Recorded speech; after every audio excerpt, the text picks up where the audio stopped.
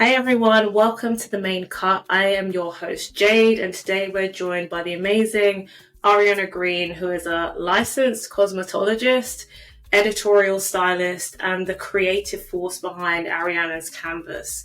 Based in Jersey City and serving the NYC and DMV communities, Ariana launched her business out of college, out of her dorm room, and has since built a brand that centers around natural hair, wellness, and artistry. Her hands have styled the likes of the singer JoJo and been on numerous Fashion Week runways, and she's brought her artistic touch from her sketchbook to editorial shoots and runways and short films. And, from scalp therapy to low tension protective styles, Ariana's work is deeply grounded in care and creativity.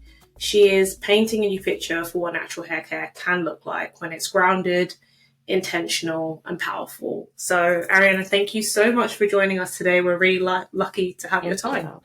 Thank you, Jay, for Um, having me. no, it's fine. Like I say this all the time, but we're just lucky because I know how busy this industry can be. So it's great to have the people who are behind the sets, behind the chair on today, and we're grateful to have your time. Um, But for those who aren't familiar with your work, let's start with a bit about you and your background. Where did you start and how did you get to where you are today? Okay. Yeah, I even want like even before I start, thank you again for even holding space for us. I've seen so many of my peers on here, and it Oh, just feels like a great family reunion scrolling down your page and seeing so many people that I admire and friends of mine in the hair industry. So giving you your flowers, kudos to thank you. you.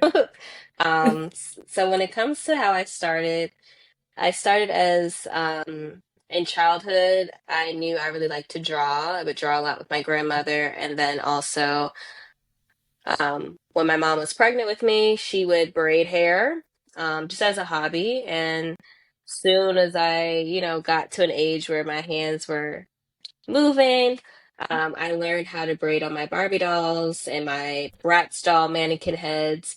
Where as a child, I remember in my parents' basement, I would have like all the Barbies lined up, toy cash register, notebook with everyone's appointment time. And I'll be in that basement for hours. And then for my 10th birthday, my mom bought me like one of my first professional hair mannequins.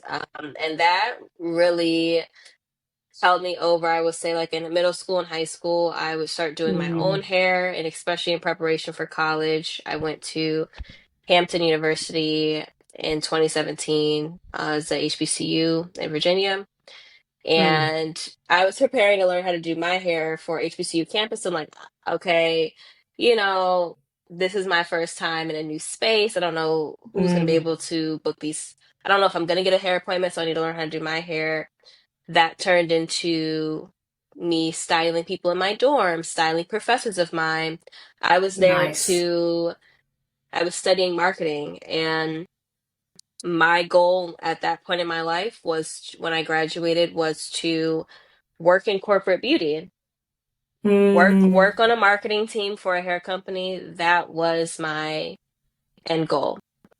Okay. COVID happened, and I went to cosmetology school after. I told my parent that was the deal. My parents said go to college first, and I went to cosmetology school during COVID, which was a great time to go. A lot of employment opportunities, internships, and stuff were canceled for a lot of peers of mine, unfortunately. So that was a Mm. great use of my time, and that I was led through great scholarships such as the Tresemme Future Stylist Fund in 2020, where Nice. at the time I was still in Maryland after I graduated. So that was my first time taking a trip to New York at that capacity where I'm assisting celebrity hairstylists. I'm working with hairstylists that are directly global ambassadors for the Tresemme brand. We were on Mm. episode of Project Runway, and Okay. we were with their Fashion Week teams season after season. I will also say during school, I applied to another scholarship, Beauty Changes Lives, where I was blessed to have cosmetology school fully funded. And Amazing. that was maybe 2022 when I graduated cosmetology school. Right. Um, Crazy story. I know this is like going so many different ways, but in order to be a part of the Tresemme program and to film on Project Runway, which was a part of the program, I had to Mm. unenroll from the first school that I went to because I would have missed so Oh. many schools that they would have like expelled me. Oh, wow. So gut wrenching being so close to the finish line of finishing cosmetology school because you've already been there for a year and a half, all for the owner of the school to not embrace, like she would brag about the opportunity to get other kids to enroll, but then would give me a hard time Oh. about my attendance to do this. Where I had other girls that were in the program, their school was like, go ahead, girl, you'll make up the time or we'll give you hours. So Oh. I was crying. I literally had to like unenroll and then I did the shop Project Runway and then I re-enrolled into a whole new school. Right. Um, and then it took me a little bit longer to finish, of course, but Mm. that's just a part of the story. And I graduated in 2022, saved my money, actively drove back and forth from Maryland to New York to assist. So if the call time was 7 a.m., I would leave Maryland at 3 o'clock. Woo. If I already knew the hair lead, I would like have their coffee order and be seated at 7 or 8 a.m., whatever the call time was. And I was going back and forth for the past 2.5 years. And then Mm. last summer, I finally moved to Jersey City in 2024. Right. Okay. I mean, I'm really glad that you mentioned that part of your journey because it's these things that people don't It's not, know. You yeah, don't know what that life really looks like, and I mean, it's amazing that you have the determination to keep doing it because I think in those instances when you're put up against those barriers, it's very easy to just let it go. but yeah, lots of barriers or roadblocks. But when you really feel connected to your path and purpose, and there's been so Mm. many other blessings that have come along, and I'm grateful that even just I mean, this is marked, August is like my year anniversary of moving here, and I've met so many amazing Um, people who had definitely given me great advice to just keep going. So I am grateful for the beauty community that is here. yeah. No, I mean, it's always worth it when you find your people, right? That's half of it. Yes, Half of it is finding your 100%. purpose, then finding the people that will help keep you going, especially when it gets difficult. But I mean, I mentioned in your intro that you emphasize wellness, natural hair health through like low tension and protective styling. So I think there is a lot around that conversation at the moment, which is just because it looks like a protective style doesn't mean that it is if it's Yeah, not being done right. And correct. so, what led you to blend hair care with that level of Oh, wellness in your services? of course. So personally, I'm tender-headed myself. So I was the one, squirming in the chair and as a kid. So I'm like, how can you make this so this just doesn't hurt everyone and Mm, hurt myself too? Like even I recently did my hair, like these braids are not tight. They're not stitched, but it's the style, it's cute, it doesn't hurt. mm, I I think what motivated me to just do that, funny enough, my first part-time job was at Chick-fil-A. And it's just very customer okay. service friendly. So that's another part of like understanding the history of Black hair care, understanding that this is something that many of us see our family members do in our own homes. Our mother, our aunt, our Mm, grandmother are doing our hair. The hot comb is on the stove. Like this is something yeah. very because we had to historically, even like in the US, just like segregation, all that type of stuff. Discretionary Mm, income, I feel like mm, the last few generations in the Black community, like discretionary income has been utilized to do our nails, do our hair. And it's important to really make that an experience in the way that we know how. Where mm-hmm. my grandmother may not pay to get her hair or nails done, and I'll have to take her to get her nails or, beauty services done because that's just something that she doesn't in her lifetime may not have been an emphasis as it is now, or Mm. there's a level of guilt associated with paying for that when she may have had other things lined up. To So I think prioritize. to prioritize. Also, I will say the mental health space um, helped a lot too, where you think of barbershops and hair salons, it is therapy. I have many family members who they may not believe in professional therapy and sitting in a session, but they may associate therapy with going to get their hair done, or a guy family member of my family going to the barber shop and the type of conversations that's had, or the rapport they have with their hairstylist or barber that knows their personal life, may know things that other people Mm. around them don't know. So all of that was really taken into consideration with leading in the service space myself. So having some nice aromatherapy, even with protective styles, I feel like making sure the style's not tight. Also ensuring that the proper moisture is going into the hair before the protective style is even installed. That is the tweet. That is the one-lining sentence. Like, if there is no Mm. leave-in conditioner, if you did not do a steam treatment, if there is like heat protected intensive hydration treatment, like if there is no moisture in the hair, no one should be doing Yeah. a protective style on the hair when it's dry. Yeah. And also upkeeping your trims. I feel like a lot of people are saying like braids are breaking people's hair off or thinning people's hair out, Mm. which if it is tight, it can do that and not installed properly. But on the other side is if you get braids back to back to back to back, Mm-hmm. sew-ins back to back to back, and you don't get trims, like we have to remember these are not chemical services. Mm-hmm. So this is braiding hair is not equivalent to putting bleach on your hair. Mm. Braiding hair is not equivalent to intensive heat damage. Mm-hmm. So a protective style is really holding your hair off, or like a shell of a style until you take your hair out, but it's like what is going on top of it.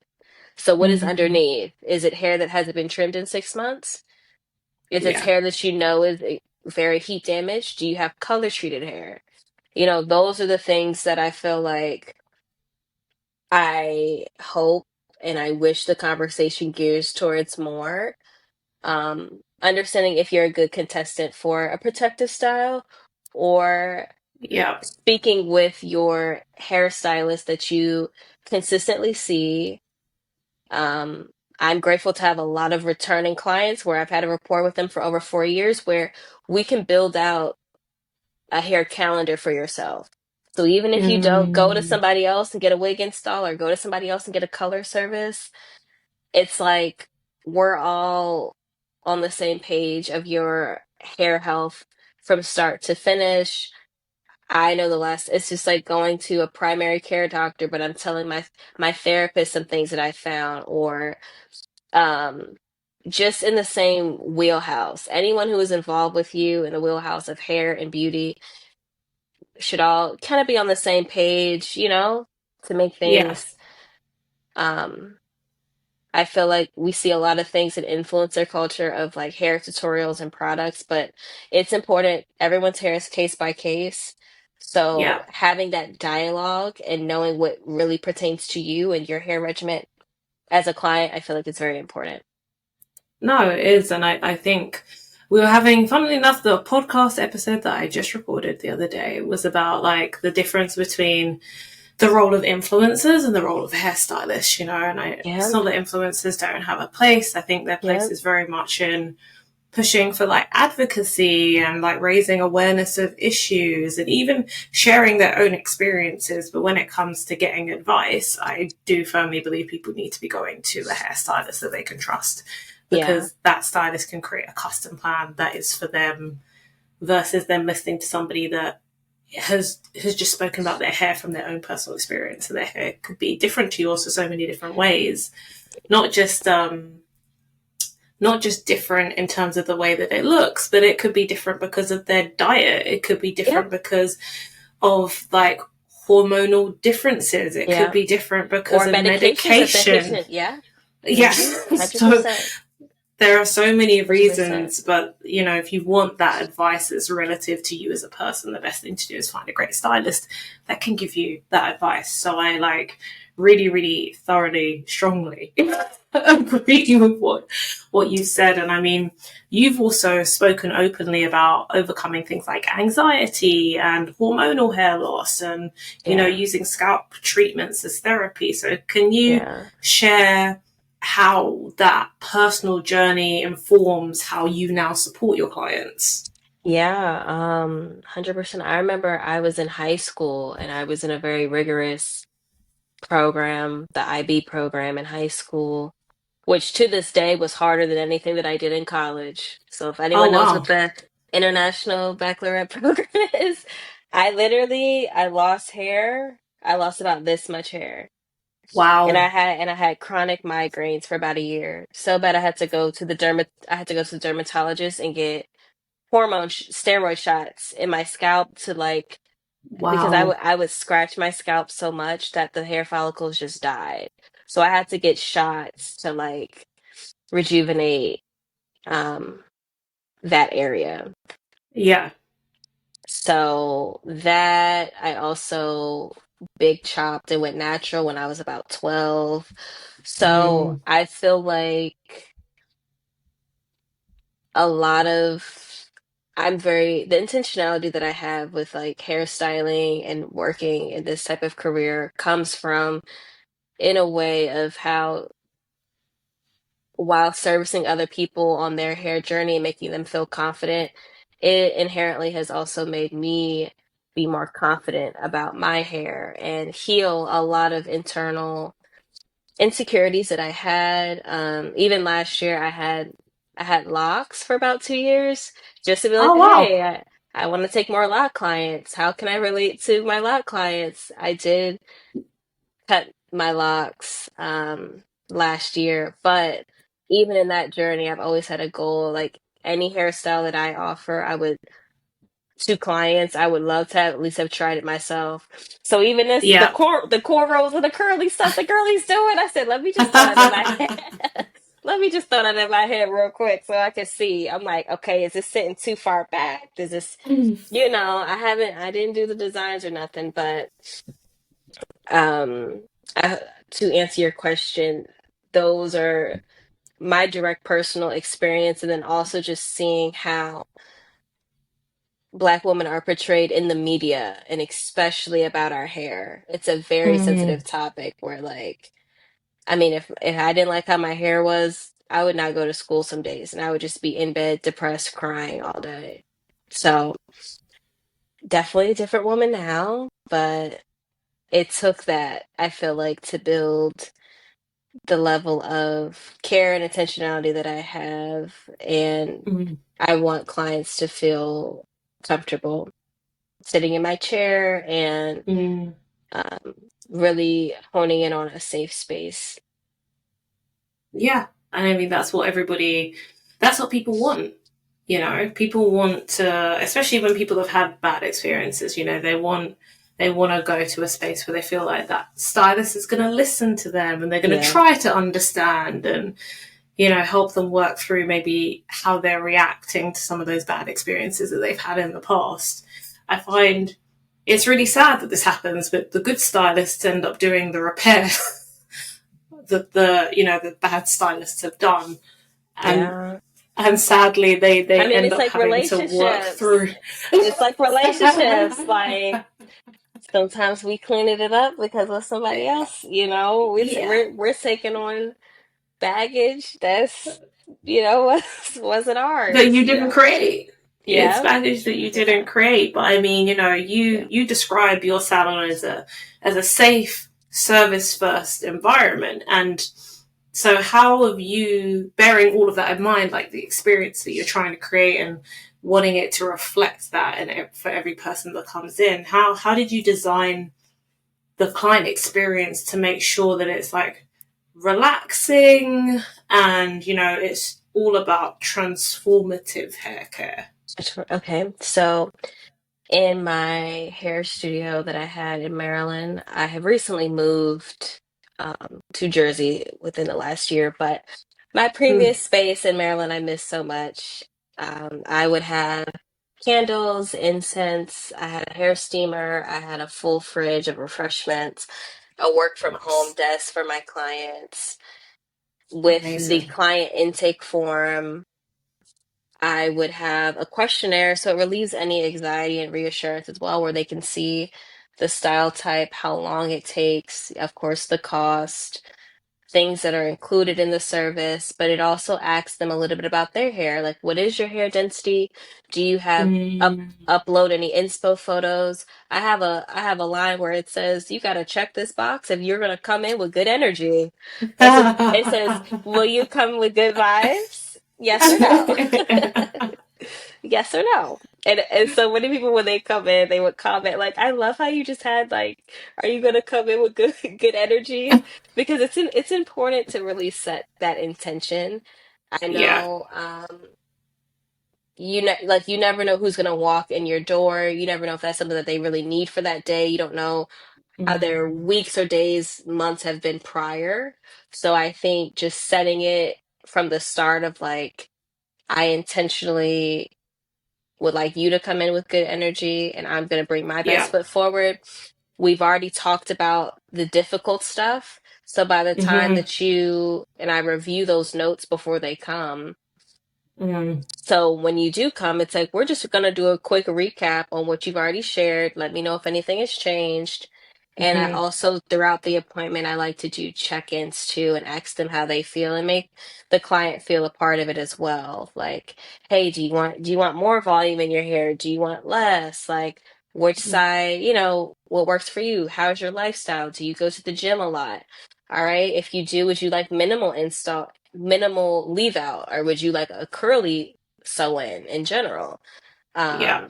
Oh, since you work out a lot, would you like, you're going to get feet ins? Well, let me do a row in the back because so you can throw your hair into a bun, um, Mm. or a ponytail. So, are you in the military? What length does your braids have to be so you don't get in trouble? Um, Yeah. you're going to need your braids to be lightweight in order to even tie them into a bun. So let me do them in a way that they're lightweight, but they can also Mm-hmm. be full. Oh, you have a scalp condition? Let me do an apple cider vinegar wash on the braiding hair before using it, or depending on the price point that you like to pay, I'll just order some human hair and you can get fully human hair Mm. braids. Mm. It's like it's taking the step to ask the questions that clients wouldn't think to ask because they don't know. Yeah. Yeah. That's ultimately 100%. what makes people feel safe because Yeah. they're like, oh, these are like 10 things that I didn't even know to think about, and I 100%. think that's what people really appreciate is when that's when people feel the value because they can see Yeah. that you're doing things that are beyond them because Yes. they don't Yeah. have that education, they don't have that knowledge, so And they're that like, type oh, of this isn't. consideration too, especially where I Yeah. feel like in the Black community, like I feel like that is just, I want everyone, no matter their cultural background, but everybody who looks Mm. like me to feel comfortable and to feel seen and heard, because there is so psychologically so many times where we spend so much Mm. time Yeah. masking, being invisible.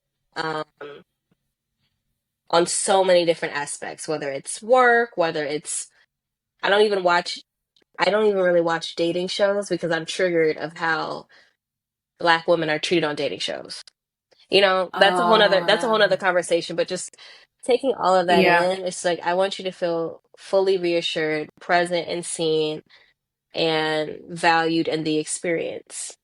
Yeah, and I think it's also when clients feel like they're being educated.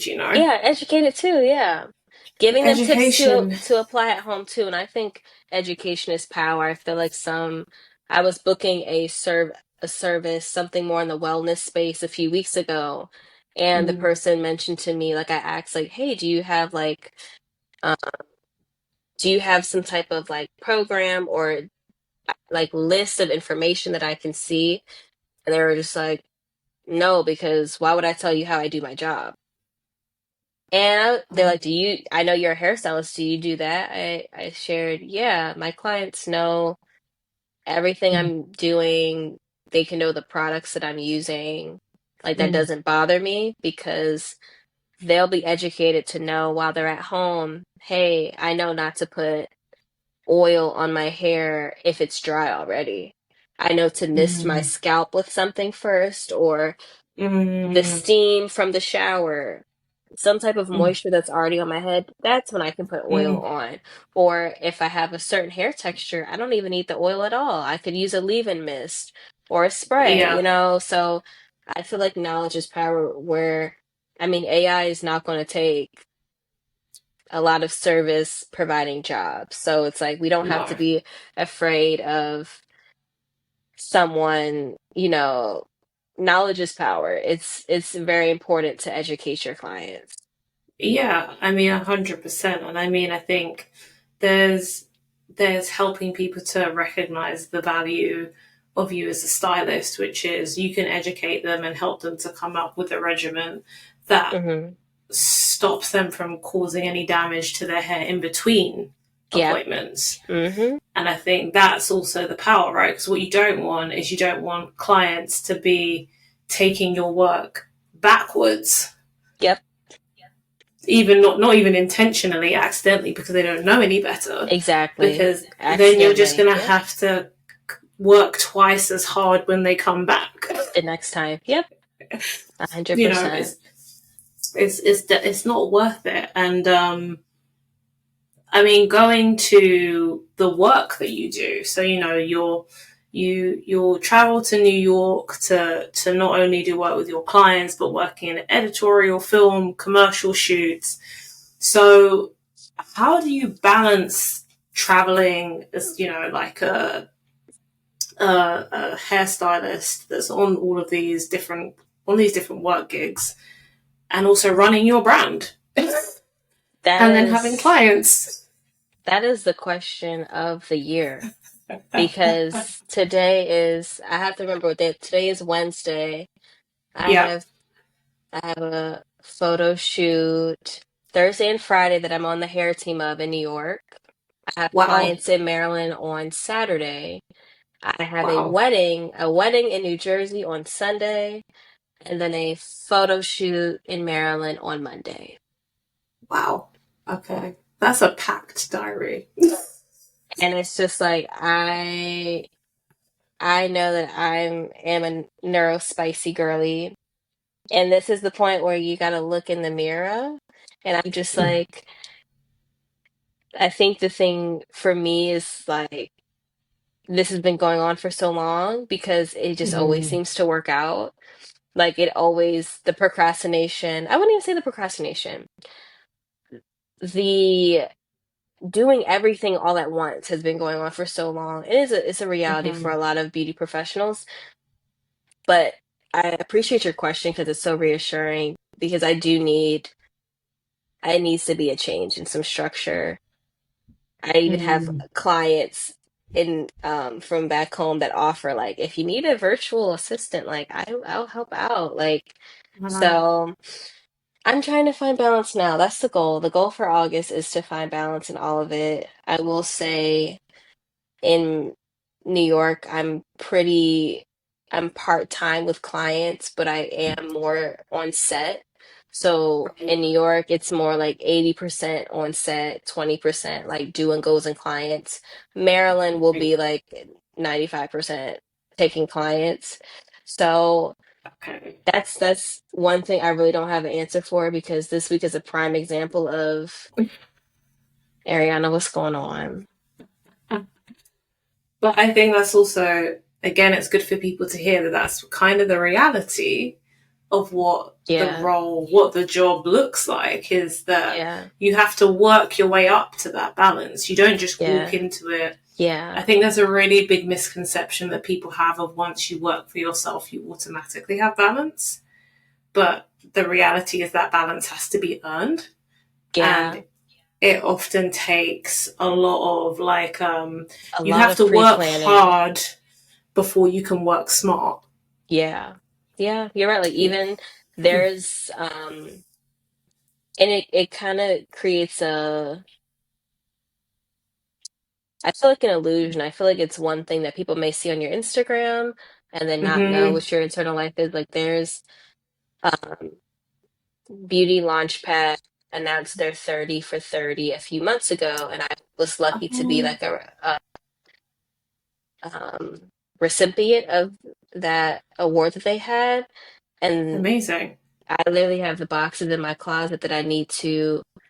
I haven't really even sat in that moment. I have the boxes that I need to unpack and like do an unboxing and actually see it and see my name on the Oh, page. And it's like it's very it's like it's very hard having like time to reflect, or even things are so go go go you don't realize and look back like what you've been doing, no.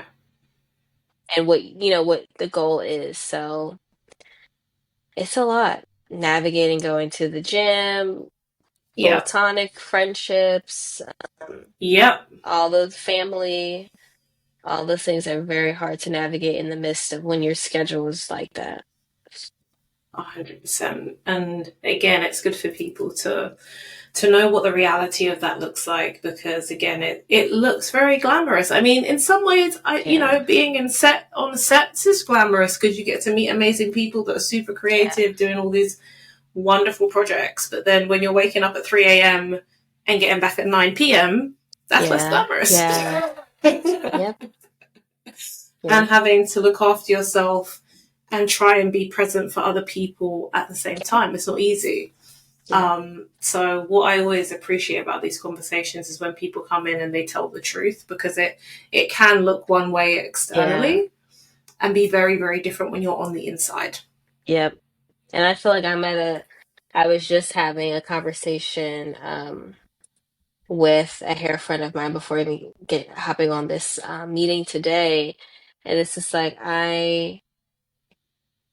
I can't like there's a certain level of fake it till you make it, but I will be brutally honest Mm, with people where I'm like, this is not conventional right now, you know? mm-hmm, Or this may present one way, but this is mm-hmm. not, there's so many things that go into it that people don't realize. Yeah, there's so much that people don't know and they don't see.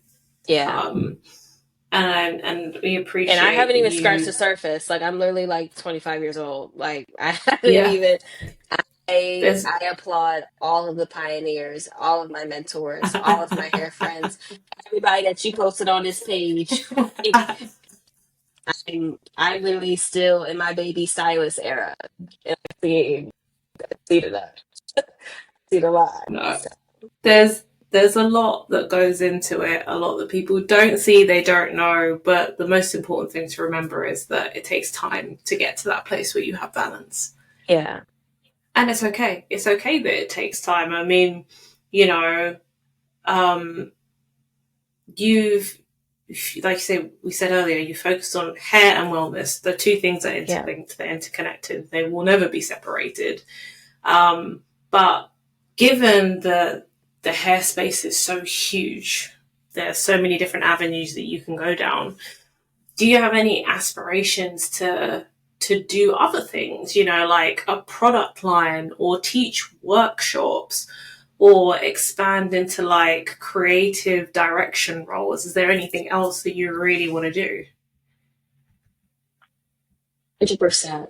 So I feel like my curiosity for hairstyling on a level of photo shoots and film and fashion started as a child watching like old 70s Diana Ross movies with my grandma.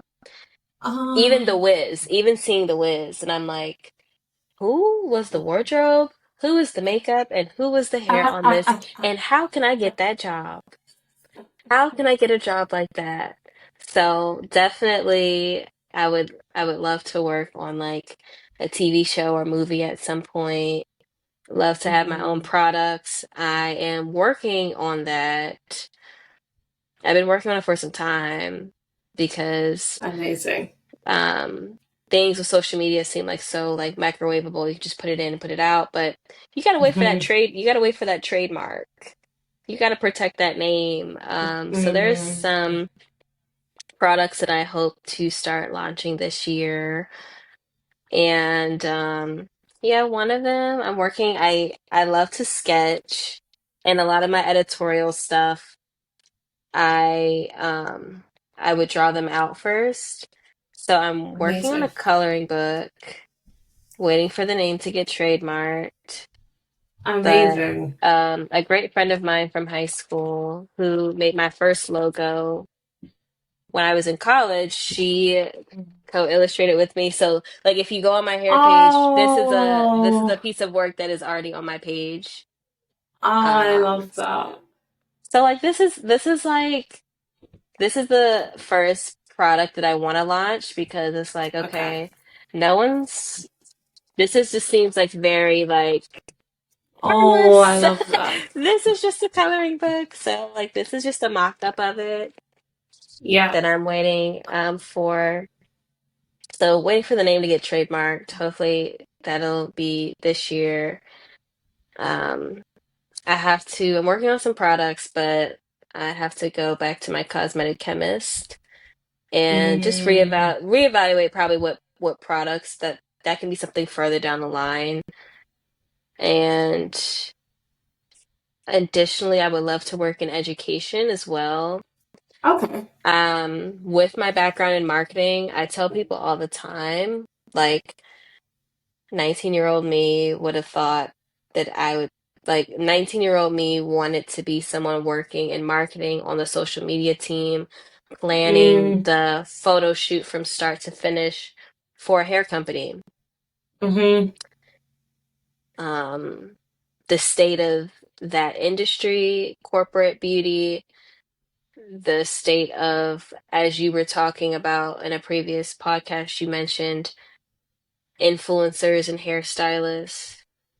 Mm-hmm. And um, I wish that more beauty brands would understand that beauty professionals are your friends. And it's Mm-hmm. important to invite them on the team, Yeah. you know, invite them internally, Yeah. invite them to do creative direction. Yeah. Um, I have a degree in marketing, but I know so many other talented people who would be great creative directors. And they've been styling hair for Mm, decades or doing makeup for decades, but the job requirement, could require XYZ level of degree, XYZ level of experience. So at some point I would love to partner with a hair company and work side by side with like their marketing team or their education team, mm, making hair tutorials, using their products, yeah. or planning out the photo shoots. I would love to do that as well. That sounds amazing. I mean, I think one thing that brands don't realize, well, I would say some of them are starting to catch up because what you do find is there are some brands that will have a like a hair educator who is a Yeah, hairstylist or a trichologist, or there's somebody internally that kind of leads the way with that. There are yeah, some brands that do get it because they have that yes. I feel internal like person. I feel like can we mention names? Oh yeah, yeah, yeah. That's fine.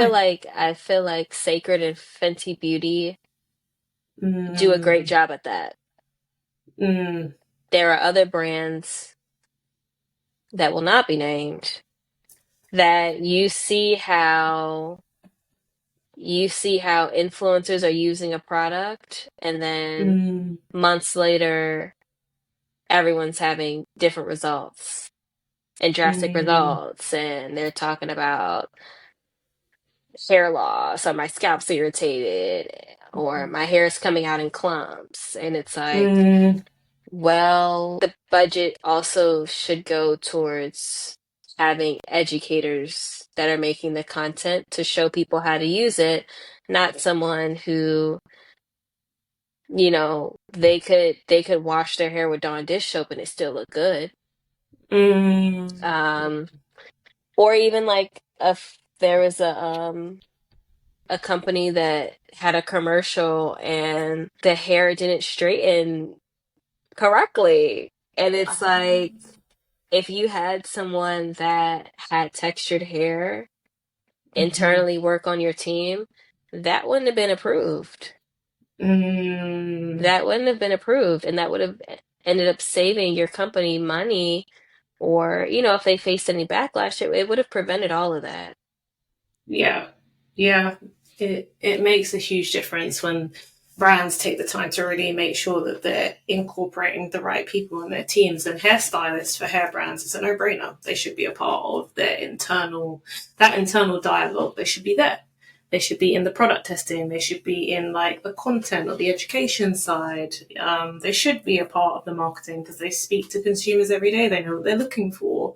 Yeah, So they have a very strong place, and I think the right yeah, brands bring those people into the fold yeah, so that they have a team of people that can really educate not even just the consumers, but they can even educate other stylists yeah. on That what too. their Yeah, actual like ranges are supposed to do so that they can yeah, recommend the right range to the yeah, customers that need them most. So yeah, I firmly agree that the right brands will do that. They will take the yeah, time to bring hairstylists into the fold. yeah. And it's true. And I will say, I feel like most professional hair care brands do a great job at it Yeah, because they are only sold in Cosmoprof or Salon Centric. So it yeah. has, I was grateful to have the opportunity to work a contract role where I worked in product testing for a few months this year. Ah, That was really nice. fun, but it was for a professional grade company. So Yeah. I do want to say I think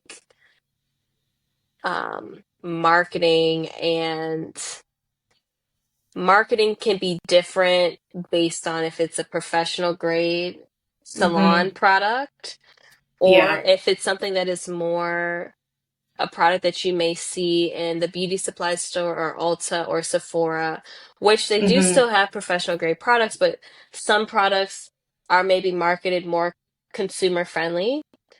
So I Yeah. get why they want to have the influencers because it seems more relatable. But I think there's like a happy medium and balance of like 100%. really doing both. Yeah, exactly. There is definitely that. And I think there are still plenty of brands that need to catch up with that vision of having that happy balance, right? Yeah. Um, there are some of them that are doing a great job and a lot of them that need to do better. I think that's fair to say. But I mean, I have our last question. We have gone through everything very, very quickly.